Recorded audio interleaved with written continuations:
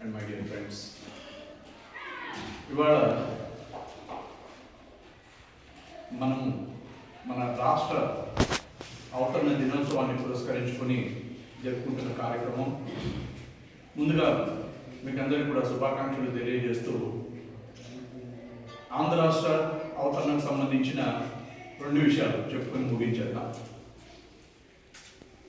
మొదటగా ప్రిన్సిపల్ సార్ని అడ్రస్ చేయవలసిందిగా ఈ కార్యక్రమాన్ని గురించి కోరుకుంటున్నాను.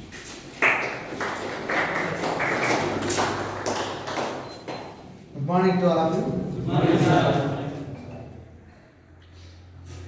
ఈరోజు ఏపీ ఫార్మేషన్ డే సందర్భంగా హిస్టరీ డిపార్ట్మెంట్ తరఫున ఏర్పాటు చేసినటువంటి కార్యక్రమంలో వైస్ ప్రిన్సిపాల్ గారికి మరియు ఐపీఎస్సి కోఆర్డినేటర్ గారికి మరియు హెల్త్ డిపార్ట్మెంట్ హిస్టరీ గోపినాయక్ గారికి మరియు బసవరాజు గారు, అల్తాఫ్ గారు, రాజశేఖర్ గారికి, శివశంకర్ అందరికీ కూడా నమస్కారాలు తెలియజేసుకుంటూ విద్యార్థులకు ఆశిస్తాను.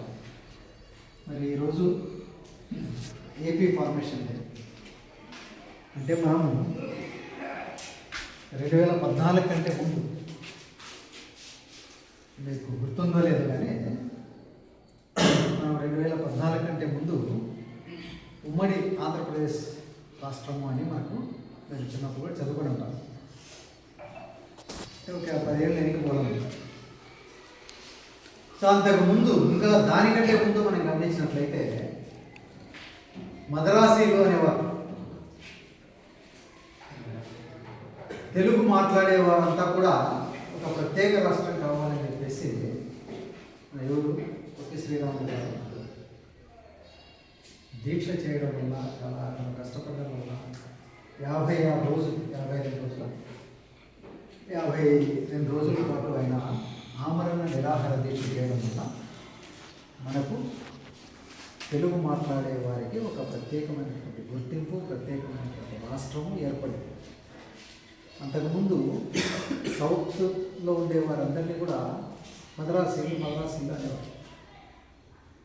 సో అంటే మనకు అంత గుర్తింపు లేదు. సో దాని కొరకు అనేక మంది పోరాటాలు చేసి దానికంటే ముందుగా పొట్టి శ్రీరాములు గారు ఈ ప్రత్యేకమైనటువంటి అంశం అనేక పోరాటాలు చేసి ఆంధ్రప్రదేశ్ అనే ప్రత్యేకమైనటువంటి రాష్ట్రం ఏర్పడింది. అది సంయుక్తంగా ఉమ్మడి ఆంధ్రప్రదేశ్ రాష్ట్రం ఏర్పడింది. తర్వాత అనేక సంవత్సరాలు మనము ఉమ్మడి ఆంధ్రప్రదేశ్లో అతిపెద్ద రాష్ట్రంగా మనము చాలా డెవలప్మెంట్ పొందగలిగాము. తర్వాత మనందరికీ తెలిసినటువంటి విషయమే తెలంగాణ, ఆంధ్రప్రదేశ్ సపరేట్ కావడం అనేది జరిగింది. సో ఆ విధంగా మనం చూసుకున్నట్లయితే జూన్ 2వ తేదీన మనం మళ్ళీ విడిపోయాము. తెలుగు మాట్లాడేవారే మళ్ళీ 2 రాష్ట్రాలుగా విడిపోవడం జరిగింది. తెలంగాణ రాష్ట్రం, ఆంధ్రప్రదేశ్ అని ఏర్పాటు కావడం జరిగింది. అయినప్పటికీ కూడా మనము తెలుగువారిగా, తెలుగు మాట్లాడే వ్యక్తులుగా మనం సాధించినటువంటి ఘనతని, పొట్టి శ్రీరాములు గారి యొక్క కృషిని మనం కొనియాడుతూ నవంబర్ 1వ తేదీని మనం ఆంధ్ర రాష్ట్ర అవతరణగా మనం చెప్పుకుంటాం. సో ఆ విధంగా మనం ఒక గుర్తింపు పొందగలిగాము. ప్రపంచంలోనే ఆంధ్రప్రదేశ్ అనేది లేదు, అనేక అంశాలలో ముందంజలో ఉంది అనేది మనకు తెలిసినటువంటి విషయమే. సో ఇప్పుడు మనం సపరేట్ అయినప్పటికీ కూడా మళ్ళా కొన్ని అవరోధాలు ఎదుర్కొంటూ కూడా మళ్ళా ముందడుగు వేస్తున్నాం. ప్రపంచ స్థాయిలో ఒక గుర్తింపు అనేది తేగలుగుతున్నారు ఉన్నాయి. సో ఈ విధంగా మనం ఆంధ్రప్రదేశ్ చరిత్ర గురించి మనందరం కూడా తెలుసుకోవాల్సినటువంటి ఆవశ్యకత ఉంది. ఏ విధంగా డెవలప్మెంటల్ యాక్టివిటీస్ జరిగినాయి, ఏ విధంగా మార్పులు జరుగుతూ వచ్చాయి అనే విషయాలన్నీ కూడా మనం ప్రతి ఒక్కరూ తెలుసుకోవాల్సినటువంటి అంశం. ఎందుకంటే ఇలాంటివన్నీ కూడా కాంపిటేటివ్ ఎగ్జామ్స్లో కూడా మీకు వీటిపైన ప్రశ్నలు ఉంటాయి. కాబట్టి ఇది మనకు సంబంధం లేదే, మనం బీకామ్ చదువుతున్నాం, మనం బిఎస్సీ చదువుతున్నాం అంటారు. సో బిఏ సబ్జెక్ట్స్ చాలా చాలా ఆధారం, ఆ నాలెడ్జ్ చాలా అవసరం.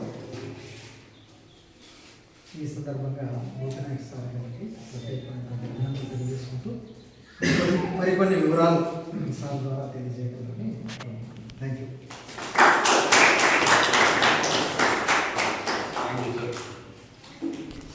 అనుకోకుండా మీతో కలిసే అవకాశం వచ్చింది మాకు. ఈరోజు పిల్లలు ఎవరు లేరు, ఎవరు లేదు, ఇది జరగలేని పరిస్థితి అనుకున్నప్పుడు క్లాస్కి వస్తున్నారు సార్ వాళ్ళు ఉంటారు కొంతమంది పిల్లలు అంటే సరే విష్ణు సార్ ఈ అవకాశాన్ని మీతో షేర్ చేసుకున్నామంటే. సార్ చెప్పినట్లు చారిత్రక నేపథ్యం చెప్తాను మీకు, చాలా ఇంపార్టెంట్. అంటే మీరు కూడా